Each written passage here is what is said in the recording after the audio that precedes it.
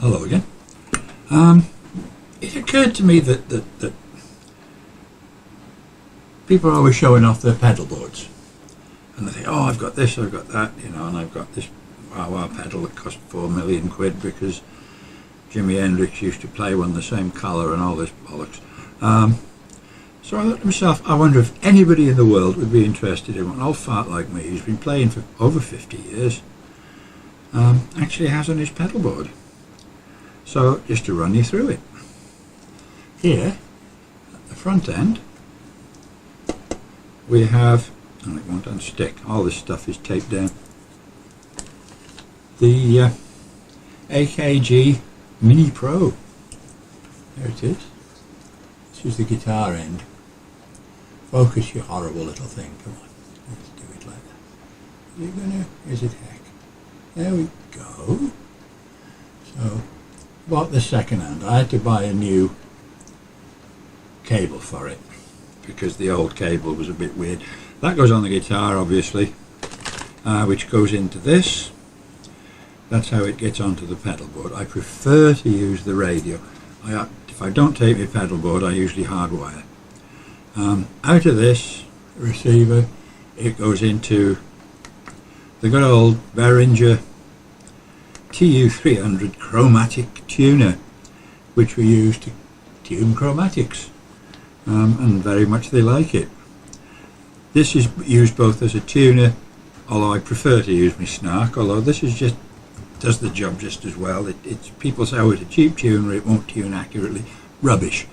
I've had it for a goodly while now, it's never let me down.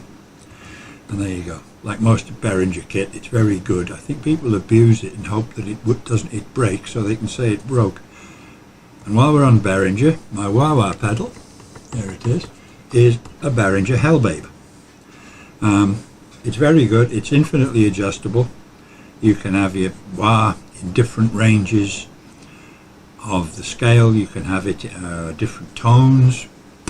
It's a great thing, and they're dirt cheap, they really are. You haven't got to spend 300 quid for a I can't remember what the damn things are called now. No, never mind. Again, Hendrix used one, Jimmy Page may have used one to wipe his arse with when he was 18, but these, it's unbreakable. It doesn't have a potentiometer in it. It's optical, which means that there's nothing to break. I'm sure it'll wear out in the fullness of time, but I've had it for, again, a goodly while, several years, and it's been fine. There's a button on the side which you can use, and you probably can't see the light coming on, so that when you operate the wah pedal, is this going to come out? No, it isn't. There's two lights, one for the boost and one when the wah is operational. When your foot's off it, it automatically shuts off. Doesn't do any wahing. Fair enough, you can't sort of leave it, which is a nice feature with the cheaper, with the posher wah pedals. You can leave it where it is and use that tone. It makes. I used to do that myself years ago, but in all fairness, we'll live without it. And while we're doing cheap, my echo, because my amp has reverb but it doesn't have echo, and it's also got two channels, one which makes really super distortion and sustain. Oh, excuse me, coronavirus strikes. This is a Mua Re-Echo, and it does the business. It's got 3 different styles of echo on a little switch here: analog, real echo, and something else, I can't read it. Tape echo, there you go. It's got level, feedback, time. Great little pedal. It doesn't have a battery compartment, but I don't think I always take the batteries out anyway. Next in the chain, I've got a Donna Golden Tremolo. Brilliant piece of kit. It's just a tremolo. It does by increasing and decreasing the volume of the signal. It doesn't change the pitch like a vibrato does. The thing on your guitar is a vibrato, it's not a tremolo, although they've been called tremolos for years. Great piece of kit. Switch it on and off, obviously very useful.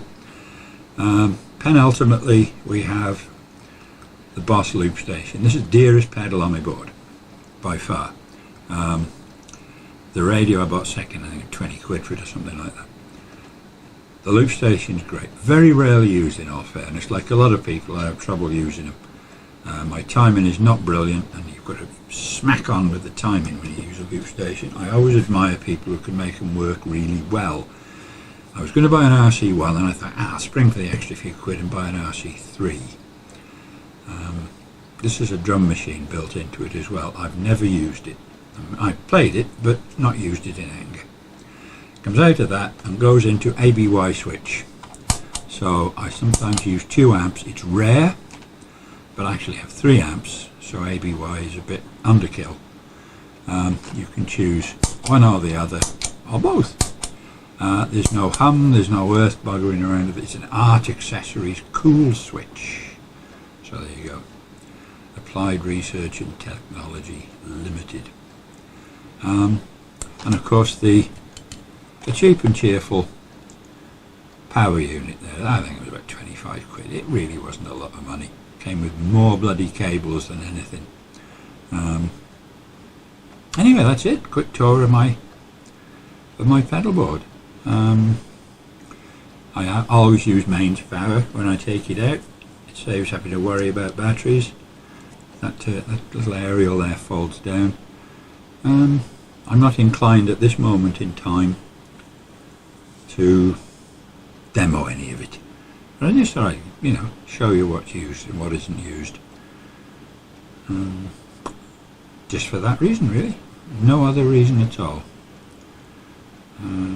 What else is there to say? That's it. That's it. But these things, these Behringer Hellbabes, I thoroughly recommend it. This is my second one. What happened to the first one, you say? Did it break? No, it didn't. I had it nicked. So this is what are they, about 40 quid or something new? They're amazing. And it's a lovely wah. It really, not now, but I'll do a demo of all this stuff.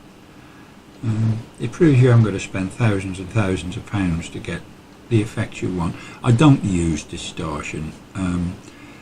All my amps have a distortion channel. Don't like it. The one on my little Carlsberg, I've got a little Carlsberg, what's it called?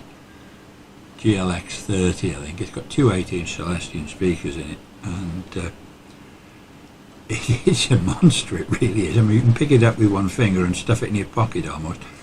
But my PV, I've got a PV PAG Triumph 120, 120 watt valve combo, which is an absolute animal, but it's too heavy to lift up. It's like it's bolted to the floor. I've also got a little Fender Deluxe 90 DSP that's full of effects. They're quite good. They're quite good. I didn't give a lot of money for it, and it lives under my bench here. I use it for testing guitars out, things like that.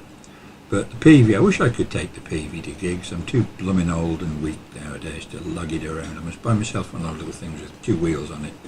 I call them sack trucks. Yeah, right, I'm waffling as usual. This is a screwdriver. Look at that. Good screwdriver, that. The insulation's worn off, so you know when it's live. The light doesn't work anymore. You just sort of hold that and touch. Bang. Okay. Where are we? Start, stop. 5, 4, 3, 2, 1.